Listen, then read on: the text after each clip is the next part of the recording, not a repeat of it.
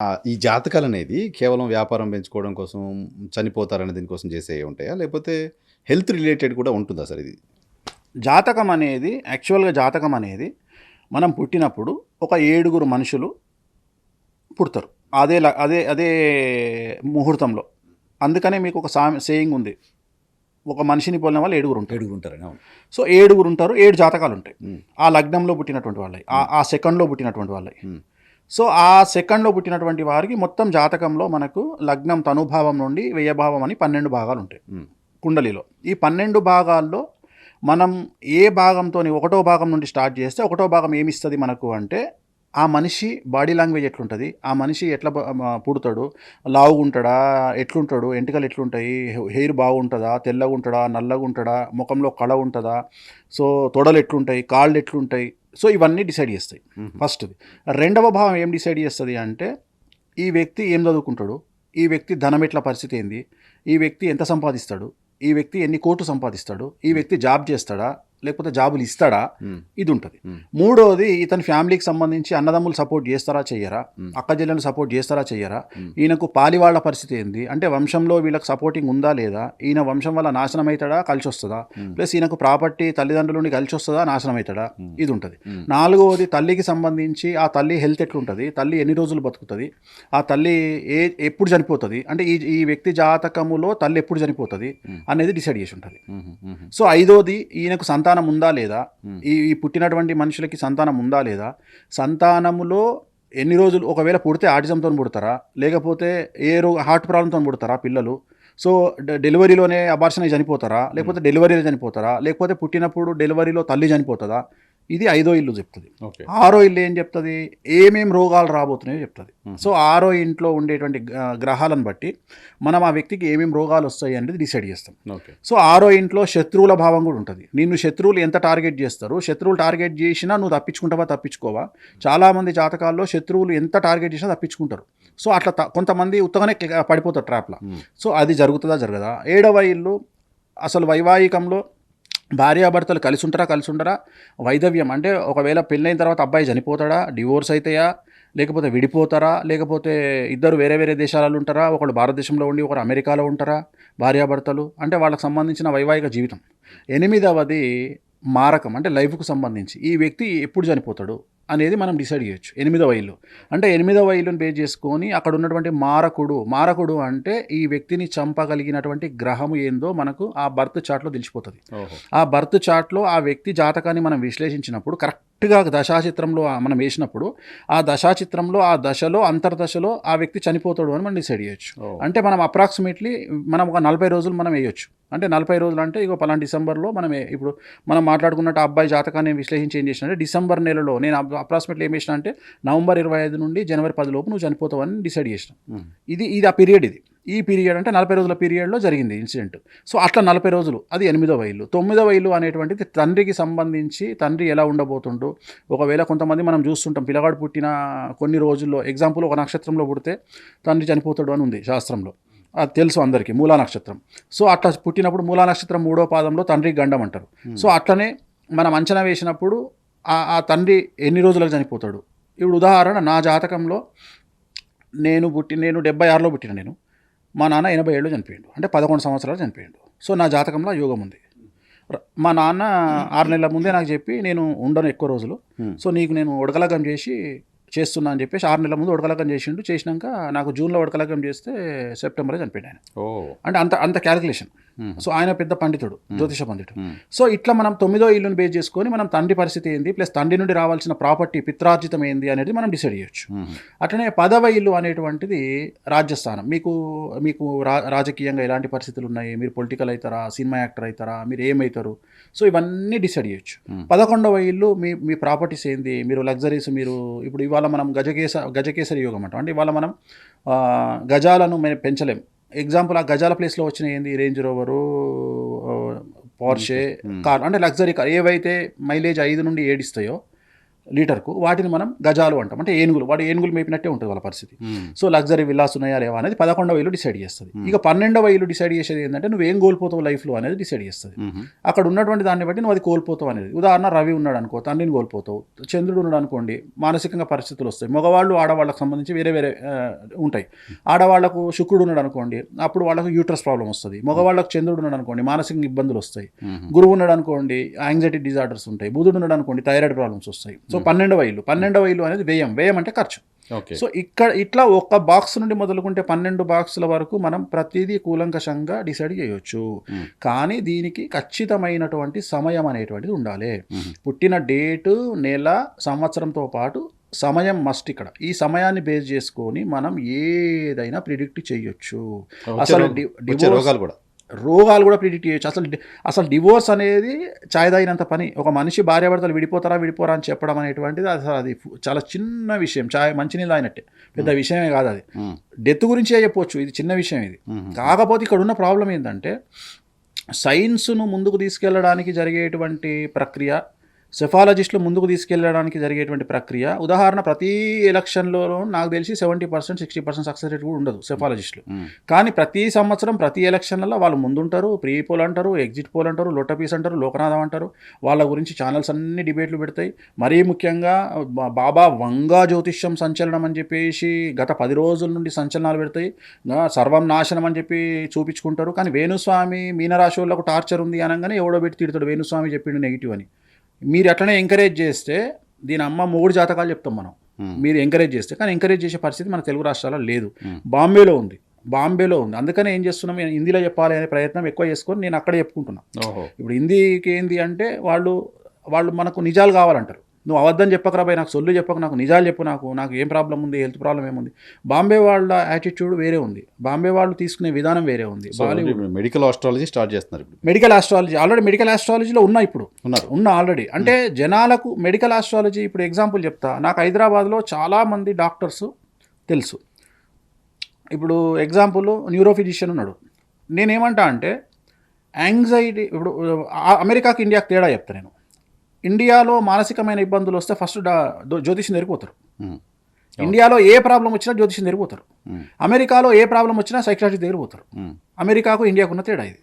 కానీ నేనేం చెప్తా అంటే చాలామంది ఇక్కడ మనకు తెలుగు వాళ్ళు కూడా ఏం చేస్తారంటే, తెలుగు వాళ్ళు ఇన్ ద సెన్స్ ఇండియన్స్ ఏం చేస్తారంటే, ఒక వ్యక్తి మానసికంగా ఏమైనా డిస్టర్బ్ కాగానే ఫస్ట్ సైకియాట్రిస్ట్ దగ్గర తీసుకుపోతారు. ఆ పని చేయొద్దు. ఫస్ట్ అతన్ని న్యూరోఫిజిషియన్కి చూపించాలి, నరాల డాక్టర్ చూపించాలి. ఎందుకంటే జాతకంలో నరాల డాక్టర్కి ఎందుకు చూపించాలని చెప్తున్నా అంటే, మనకు స్ట్రెస్ లెవెల్స్ చాలా ఎక్కువైపోయినాయి బికాజ్ ఆఫ్ కాంపిటీషన్. మనము ఎంత కాంపిటీషన్లో ఉన్నామంటే, మనము ఒక రకంగా చెప్పాలంటే కార్ కంటే స్పీడ్గా పరిగెత్తుతున్నాం మన లైఫ్ స్టైల్. సో దీనివల్ల ఏమవుతుంది అంటే మనం స్ట్రెస్ను హ్యాండిల్ చేయలేకపోతున్నాం. రెండోది ఏంటంటే నరఘోష, మన మీద దిష్టి. మనం మంచి కారు కొనుక్కుంటే దిష్టి, అన్నిటికంటే ముఖ్యం దిష్టి. రెండవది, ఈ మధ్యన ఎవరు అవునన్నా కాదన్నా బ్లాక్ మ్యాజిక్ ప్రయోగాలు ఎక్కువ జరుగుతాయి. ఎందుకు ఉండదు చెప్తా. సో ఈ కాంపిటీషన్ పీరియడ్ ఏమవుతుందంటే, ఇప్పుడు పిల్లలు ఉన్నారు, మగ పిల్లలకి ఏముంది, ఇప్పుడు మంచి అమ్మాయి భార్యగా రావాలి అంటే డబ్బులు బాగా సంపాదించాలి. ఆ బయట అవకాశాలు చూస్తేనేమో ఆడపిల్లలకు ఉన్న అవకాశాలు వేరు, మగపిల్లలకు ఉన్న అవకాశాలు వేరు. ఉదాహరణ, ఆడపిల్లలకు 80% అవకాశాలు ఉంటే మగపిల్లలకు 20% అవకాశాలు ఉన్నాయి. వీళ్ళు కాంపిటీషన్ ఫీల్ అవుతున్నారు. సో ఆటోమేటిక్గా ఏమవుతుంది అంటే మెదడులో స్ట్రెస్ అనే దానివల్ల న్యూరోలాజికల్ ప్రాబ్లమ్స్ వస్తాయి. దీన్ని తల్లిదండ్రులు ఏమనుకుంటారు, సైకియాట్రిక్ డిజార్డర్ అనుకుంటారు. కానీ కాదు, ఇది ఓన్లీ న్యూరోలాజికల్ ప్రాబ్లం. అందుకని న్యూరో ఫిజిషియన్ దగ్గర తీసుకపోతే మన బ్రెయిన్లో జరిగేటువంటి కొన్ని రసాయనాల రిలీజు, కొన్ని కెమికల్స్ వల్ల ప్రాబ్లం వస్తుంది. సో దానివల్ల చికాకులు రావడము, డిప్రెషన్ రావడము. సో దీనికి న్యూరోలాజికల్గా ఒక నార్మల్ మెడిసిన్ ఇస్తే సరిపోతుంది. కానీ సైకియాట్రిక్ దగ్గరికి పోయినప్పుడు ఏమవుతుంది అంటే, ఫస్ట్ ఇచ్చే మెడిసిన్ స్లీపింగ్ మెడిసిన్.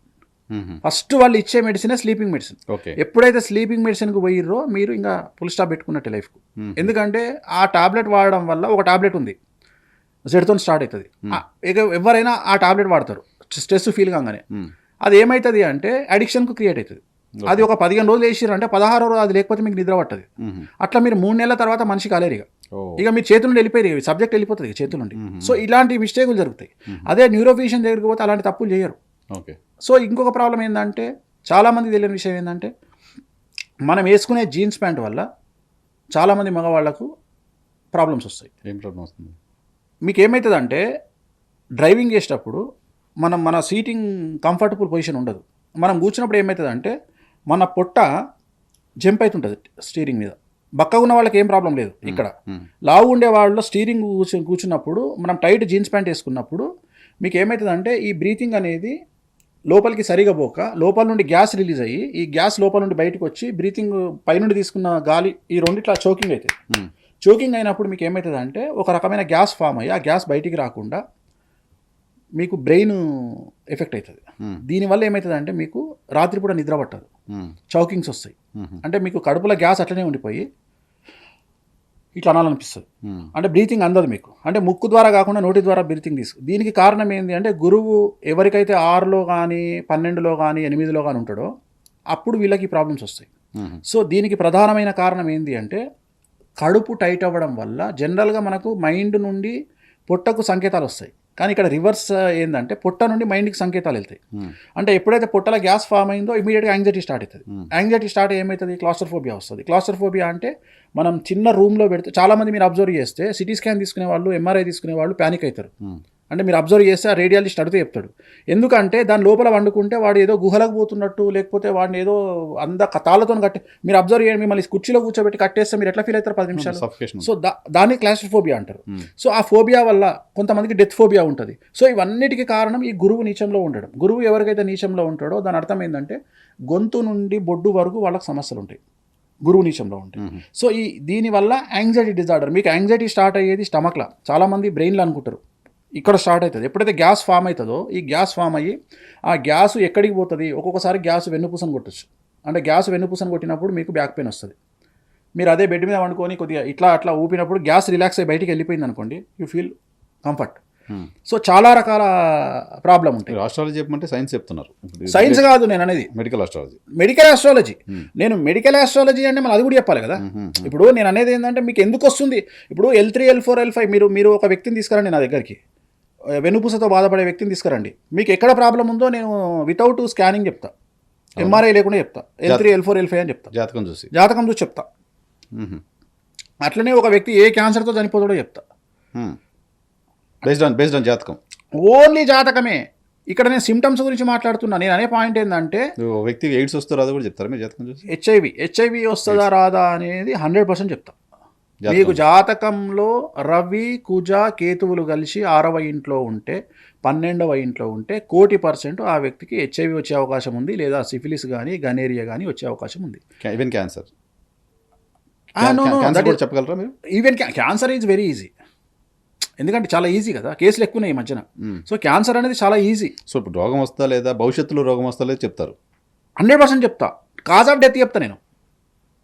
వాళ్ళు హాస్పిటల్ పోయి టెస్టులు చేసే అవసరం లేదు. వేరే స్వామి దగ్గరికి సార్ ఏ హాస్పిటల్లో టెస్టులు చేయకముందే నేను చెప్తా సార్. నేను హాస్పిటల్లో మీరు టెస్ట్ చేయించుకోకముందే ఇది కన్ఫామ్ అవుతుందా కాదా అని చెప్తా. ఇప్పుడు ఉదాహరణ దీనికి కారణం ఏంటి అంటే ఫస్ట్ నీకు మెడికల్ నాలెడ్జ్ అనేది అవసరం సార్. ఇప్పుడు జ్యోతిష్యం అనేది పొలిటికల్గా జ్యోతిష్యం చెప్పాలంటే నీకేం కావాలా? పొలిటికల్ నాలెడ్జ్ ఉండాలి. 2 తెలుగు రాష్ట్రాల మీద నీకు పొలిటికల్ నాలెడ్జ్ ఉండాలి. సో ఆ నాలెడ్జ్ ఉంటేనే నువ్వు జ్యోతిష్యం చెప్పడానికి రైట్స్. అంటే భారతదేశ జ్యోతిషం మన పొలిటికల్ స్ట్రాటజీ వేరు, తెలుగు రాష్ట్రాల పొలిటికల్ స్ట్రాటజీ వేరు. నేను అదే చెప్తున్నా. సో దీన్ని కమాండ్ చేయగలిగి దీని మీద నీకు అవగాహన ఉంటే నువ్వు పొలిటికల్ నాలెడ్జ్ చెప్పొచ్చు. అట్లానే లేడీస్ మీద నీకు కమాండింగ్ ఉండి వాళ్ళ ప్రకృతిపరమైనటువంటి ధర్మాల మీద కమాండింగ్ ఉంటే నీకు ఉమెన్ ఆస్ట్రాలజీ చెప్పొచ్చు. అట్లనే మెడికల్ టర్మినాలజీ ప్రకారము నీకు ఎయిడ్స్ అంటే హెచ్ఐవి అంటే ఏంది? చాలా మంది హెచ్ఐవి ఎయిడ్స్ 2 ఒకటే అనుకుంటారు. హెచ్ఐవి వచ్చినప్పుడు దాన్ని హెచ్ఐవి అంటారు. అది 5 ఏళ్ల తర్వాతనో 6 ఏళ్ల తర్వాతనో ఎయిడ్స్గా రూపాంతరం చెందుతుంది. దాన్ని ఎయిడ్స్ అంటారు. సో ఈ 2 ఒకటే అనుకుంటారు. కాదు, హెచ్ఐవి వేరు, ఎయిడ్స్ వేరు. ఇది స్టార్ట్ అయినప్పుడు హెచ్ఐవి, ముదిరినప్పుడు ఎయిడ్స్. సో అట్లనే కొన్ని ఇప్పుడు క్యాన్సర్ రాగానే చచ్చిపోతాడు అనుకుంటారు. కొన్ని క్యాన్సర్ల వల్ల డెత్ ఉండదు. డెత్ రేటు 0.1% ఉంటుంది. ఉదాహరణ తీసుకుందాము, స్పర్మ్ క్యాన్సర్ అని ఒక క్యాన్సర్ ఉంటుంది, దానికి డెత్ అనేది ఉండదు. అట్లనే టెస్టికల్ క్యాన్సర్ ఉంటుంది, దానికి డెత్ ఉండదు. అట్లనే థైరాయిడ్ క్యాన్సర్ ఉంటుంది, దానికి డెత్ ఉండదు. నేను అనేది డెత్ రేటు గురించి మాట్లాడుతున్నా. అంటే 100 మందికి వస్తే ఒక 2-1 చనిపోతారు, 98% బతుకుతారు. సో అట్లనే కొన్ని క్యాన్సర్లకు ఎక్కువ డెత్ రేట్ ఉంటుంది. ఉదాహరణ బ్లడ్ క్యాన్సర్ ఉంటుంది, బోన్ క్యాన్సర్ ఉంటుంది. సో నేను అనేది ఏంటంటే చాలా రకాల క్యాన్సర్. నా పాయింట్ ఏంటంటే మీరు బేస్డ్ ఆన్ దేర్ జాతకం. కుండలి. ఎగ్జాక్ట్లీ మీరు మీరు రోగం ఏంటో చెప్తారు, ఏ రోగం రాబోతుందో చెప్తాం, ఎప్పుడు వస్తుందో కూడా చెప్తారు. ఎప్పుడు వస్తుందో కూడా చెప్తాం. ఉదాహరణ ఇప్పుడు టైప్ 1 డయాబెటిక్ ఉంది, పుట్టగానే నీకు ఎన్ని రోజుల్లో టైప్ 1 డయాబెటిక్ వస్తుందో చెప్తాం. జనరల్గా టైప్ 2 అనేది ఆల్మోస్ట్ స్ట్రెస్ తీసుకున్న ప్రతి ఒక్కడికి 40 అయిన తర్వాత వస్తుంది. అది చెప్పాల్సిన పని లేదు, అది చెప్తే ఉమ్మేస్తారు నన్ను, అది చెప్పాల్సిన పని లేదు. టైప్ 1 గురించే మాట్లాడుతున్నా. టైప్ 1 డయాబెటిక్ అనేది ఎవరికి వస్తుందో నేను చెప్తా. నేను అనేది టైప్ 1 డయాబెటిక్ రావాలంటే సో వ్యక్తి జాతకం చూస్తే ఆడు పొలిటీషియన్ అవుతాడా, సెలబ్రిటీ అవుతాడా, వికార్ అవుతాడా, డబ్బులున్నోడు అవుతాడా, ఉద్యోగస్తుడు అవుతాడా, బిజినెస్ మెన్ అవుతాడా, రోగాలతో పోతాడా, యాక్సిడెంట్ లో పోతాడా, ఎవ్రీథింగ్ యూ కెన్ స్కాన్. అందువల్లనే జనాలు నా దగ్గరికి వస్తున్నారు. ఇది అతి ముఖ్యమైన విషయం. ఇది అతి ముఖ్యమైన విషయం. ఎందుకంటే అందరు చెప్పే పురాణం నేను చెప్పట్లా. నేను కొత్తదనాన్ని ప్రతి ప్రొఫెషన్లో ఒక జర్నలిస్టు ఆయన కొత్తగా ప్రశ్నలు అడిగి చాలా ఇంప్రూవ్ చేసుకోవాలనుకుంటాడు. ఒక టీవీ ఛానల్ ఏదో సంచలనం చేయాలనుకుంటుంది, ఒక హీరో ఏదో కొత్తదనాన్ని చేయాలనుకుంటాడు, ఒక పార్టీ ఏదో కొత్తదనాన్ని ఒక స్కీమ్ని తీసుకురావాలనుకుంటుంది. అట్లా ప్రతి మనిషి తన జీవితంలో కొత్తదనాన్ని తీసుకొచ్చే ప్రయత్నంలో భాగంగా వేణుస్వామి అనే జ్యోతిష్కుడు తను నమ్ముకున్న విధానాన్ని ఇంకా కసిగా, అంటే నేను అనే పాయింట్ ఏంటంటే పాఠాలు నేర్పించే గురువుల కంటే గుణపాఠాలు నేర్పించే శత్రువులు మేరు అనేది నేను నమ్ముతా. శత్రువులు లేనటువంటి జీవితం అంత దరిద్రం జీవితం ఇంకోటి ఉండదు. శత్రువులు ఉంటేనే నీ మనసు నువ్వు యాక్టివేట్ అవుతావు. ఎందుకంటే నీలో కసి ఎప్పుడు పుడుతుంది అంటే నిన్ను గెలికేవాడు ఉంటేనే నీలో కసి పుడుతుంది. నువ్వు సమాజానికి ఆన్సర్ చెప్పాలి అంటే నీ పక్కింటోడు మారుతి కారు కొంటేనే నువ్వు కనీసము క్రేటా కొంటావు. సో ఫస్ట్ నేను గెలకాల్సింది నీ పక్కింటోడు. సో నేను అనేది అది, ఆడు లేకపోతే ఆడు కారు కొనకపోతే నువ్వు జీవచంలో వాడు ఉంటావు, కాంపిటీషన్ ఉంటుంది. నేను అనే పాయింట్ అది. నీకు పక్కింటోడు ఇప్పుడు జనరల్గా ఏమవుతుంది, మన కోసం కారు కొనుక్కోకుండా సమాజం కోసం కొంటున్నాం మనం ఇప్పుడు కార్లు, సమాజం కోసం. ఇప్పుడు ఏదైనా నేను అదే చెప్తున్నా, ఏదైనా చివరికి నువ్వు ఇవాళ టూర్కు పోయినా ఫస్ట్ దిగేది ఈఫిల్ టవర్ దగ్గర ఫోటో దిగుతావు. అది వాస్తవంగా చెప్పాలంటే ఆ ఈఫిల్ టవర్ మన పల్లెటూర్లలో ఉండే కరెంటు అవి ఉంటాయి పోల్స్ పెద్ద పెద్ద చేస్తాము, హైటెన్షన్ వైర్లు, సేమ్ అది ఇది ఒకటే. నేను అక్కడికి పోయిన తర్వాత నాకు ఫీల్ అయింది అదే. నేను లండన్ బ్రిడ్జ్ దగ్గరికి పోయి చూసిన తర్వాత నేను ఫీల్ అయింది ఏంటంటే లండన్ బ్రిడ్జ్ కంటే దుర్గంచెరు బ్రిడ్జ్ చాలా బెటర్ అని ఫిక్స్ అయినా. అట్లనే నేను ఆ ఈఫిల్ టవర్ దగ్గరికి పోయిన తర్వాత ఈఫిల్ టవర్ కంటే మన దగ్గర ఉండే కరెంటు టవర్లు చాలా పెద్ద ఇంకా బాగుంటాయి, ఎక్స్టెన్షన్ టవర్స్. సో నేను అనేది అక్కడికి పోయి వీడు ఫోటోలు దిగుతాడు, ఫోటోలు దిగి స్టేటస్ జనం ఇదంతా ఎందుకోసం అంటే జనాన్ని ఇంప్రెస్ చేయడం. దీన్ని ఐడెంటిటీ క్రైసిస్ అంటారు.